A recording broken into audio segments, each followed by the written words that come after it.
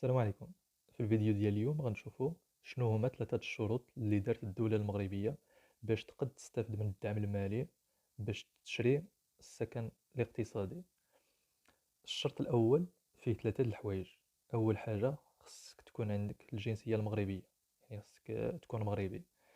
تاني حاجة خاصك تكون ديجا استفدتي من شي حاجة اللي متعلقة بالسكن من الدولة. تالت حاجة خاص تكون عندك شي حاجة بسميتك، شي سكن بسميتك. الشرط الثاني خص يكون الوعد بالبيع وعقد البيع النهائي يدارو عند موثق.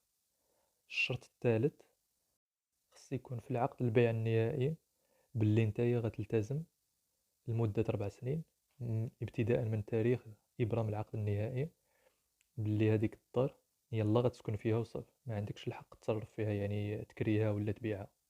دولة باش تأكد باللي نتايا غتلتزم في هاد ال4 سنين، باللي هاديك السكنة ما غاديش تصرف فيها، يعني ما غاديش تكريها ولا تبيعها، يعني غير غتسكن فيها. دارت الشرط آخر هو أنك خصك ترهن شي حاجة لهاديك لمدة 4 سنين. منين تسالي هاديك 4 سنين باش دير لامان لوفي ولا طلب رفع اليد، خصك تجيب ليهم واحد النسخة من عقد البيع وواحد النسخة من بطاقة التعريف الوطنية اللي فيها عنوان السكن، يعني موضوع الرهن، ولا واحد الشهادة إدارية اللي فيها باللي كونكوا راك كنتي ساكن في هذيك لابارتومون لهذيك المدة، يعني لمدة 4 سنين. هذا ما كان بالنسبة لهذا الفيديو، كنتمنى تكونوا استفدتوا معنا، وإلى فيديو قادم إن شاء الله.